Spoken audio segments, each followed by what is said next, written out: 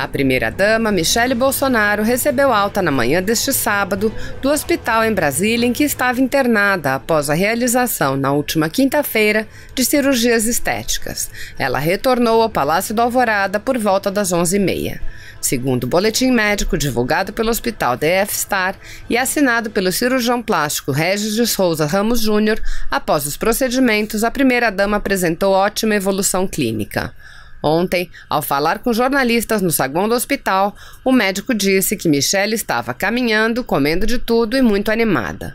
Michele passou por 3 procedimentos estéticos, sendo 2 na região do abdômen e uma troca das próteses de silicone nos seios. Na barriga foram feitas correções de diástase, um afastamento do músculo abdominal e de uma hérnia umbilical, ocorrência comum em mulheres que passaram por gestações. Já a troca do silicone se deu porque as próteses tinham mais de 10 anos e geravam desconforto na primeira-dama. As informações são da Agência Brasil. Olá, o governo federal lançou em novembro de 2019 o programa Verde e Amarelo. A iniciativa reúne ações para estimular a criação de empregos com carteira assinada. O governo espera que 4 milhões de pessoas sejam beneficiadas em 3 anos. Uma das medidas é estimular o primeiro emprego. A prioridade é incentivar a contratação de jovens de 18 a 29 anos. Depois de lutar pelo primeiro emprego, Douglas acaba de assinar sua primeira carteira de trabalho. Aos 17 anos, conseguiu uma oportunidade no mercado de trabalho formal. Muito feliz, né?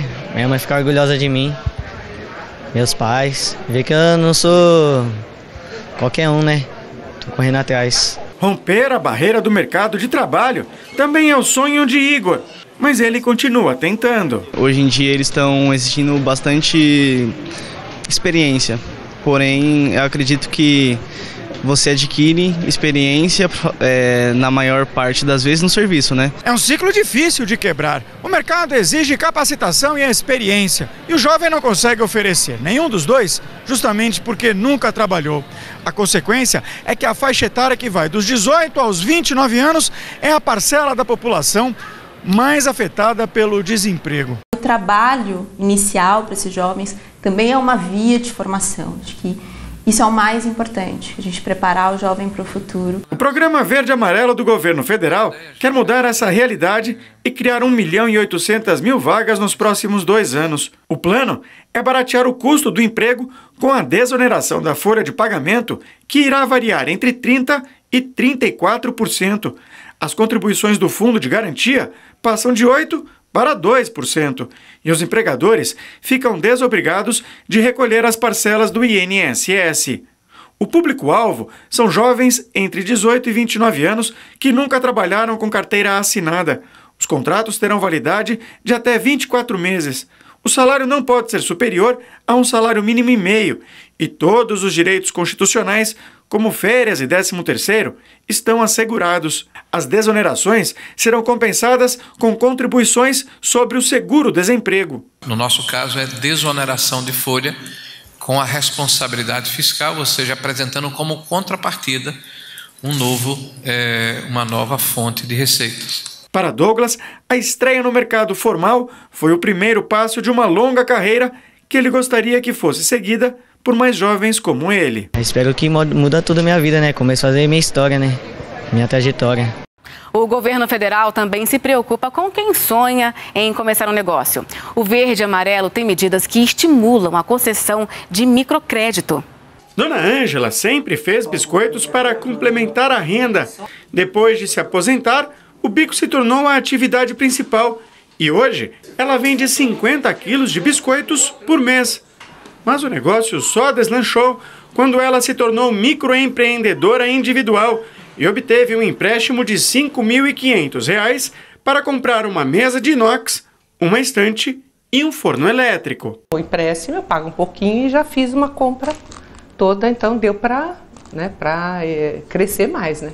Não é apenas um sonho. Empreender é uma das atividades que mais contribuem para o desenvolvimento do país, já que cria cadeias de valor, redes de fornecedores e empregos. Assim como Dona Ângela, muita gente conhece o ofício e tem disposição para tomar riscos, mas não abre o próprio negócio porque não consegue empréstimos para aquele primeiro empurrãozinho que pode significar a abertura de uma nova empresa brasileira.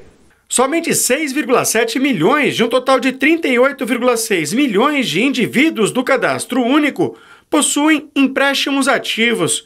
Entre a população que recebe até um salário mínimo por mês, os tomadores de crédito representam apenas 11%. No caso do microcrédito, aqueles empréstimos com valores de até R$20 mil, o número é quase irrisório, 0,2%.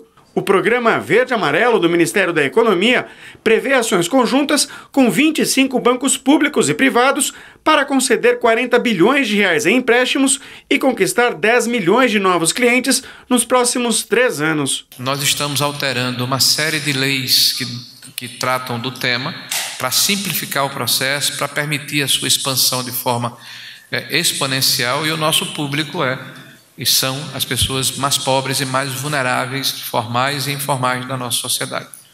Além da contratação de jovens e a geração de microcrédito para quem tem baixa renda, o programa Verde Amarelo pretende incluir pessoas com deficiência no mercado de trabalho.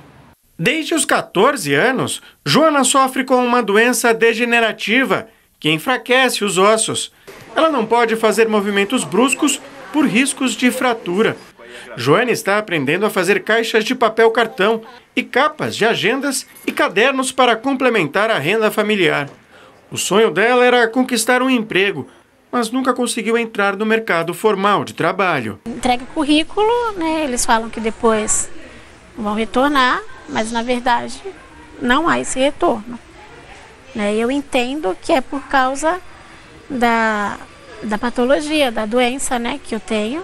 Desde 1991, uma lei federal obriga as empresas com mais de 100 empregados a ocuparem parte do quadro de funcionários com pessoas com deficiência. Mas o governo estima que apenas metade das empresas que se enquadram nessa situação cumprem o que diz a lei. O programa Verde Amarelo do governo federal pretende mudar esse quadro, reabilitando até 2022 1 milhão de pessoas que recebem benefício da Previdência Social por incapacidade. As ações serão custeadas com as multas dadas às empresas que não cumprem a legislação. Uma empresa poderá se associar a outra para completar a cota. Quem recebe o benefício de prestação continuada, o BPC, continuará com 50% do auxílio se ingressar no mercado de trabalho. Pessoas com deficiência grave contarão em dobro para efeitos de cumprimento da cota pelas empresas. Só tem 17 mil pessoas reabilitadas por ano no universo de mais de 1 milhão. Tá? Então nós estamos criando esse programa para bancar esse esforço juntamente com a priorização dessa reabilitação feita pelo Sistema S, pelas entidades filantrópicas, por aquelas entidades que porventura possam ajudar nesse processo de reabilitação profissional e de reinserção no mercado de trabalho. E para ampliar o número de oportunidades, o Verde Amarelo propõe regras mais amplas sobre o trabalho aos domingos, que atualmente é autorizado dependendo do tipo de atividade. De acordo com o Ministério da Economia, a mudança pode gerar a abertura de 500 mil novas vagas. Trabalhar aos domingos já é realidade para muitos profissionais, como na área do comércio, indústria, hotelaria e saúde. O que o governo propõe com o novo programa Verde Amarelo é ampliar essa autorização para todas as categorias. A medida estabelece a negociação direta entre empresa e funcionário.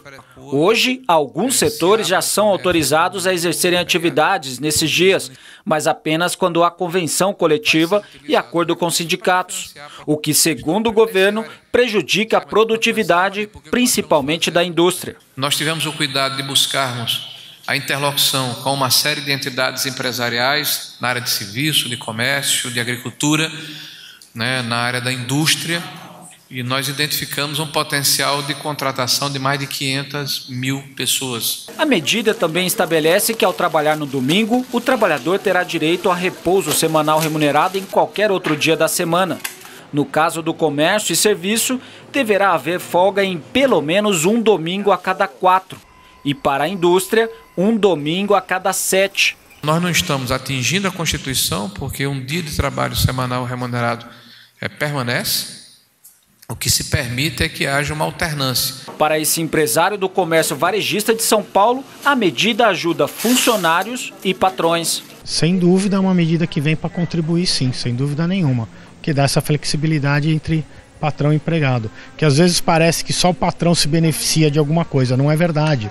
Os funcionários às vezes pedem para trabalhar mais e muitas vezes não podem, porque passou um determinado número de horas, e aí precisa, a hora extra, né, no máximo 2, depois disso não pode mais, você tem que fechar, e o funcionário, mesmo que queira trabalhar, não pode. Se você apoia Jair Bolsonaro, curta este vídeo, manifeste a sua opinião e compartilhe para que a vontade do povo brasileiro seja conhecida. Inscreva-se no canal para ter acesso gratuito ao nosso conteúdo. Uma produção Folha Política.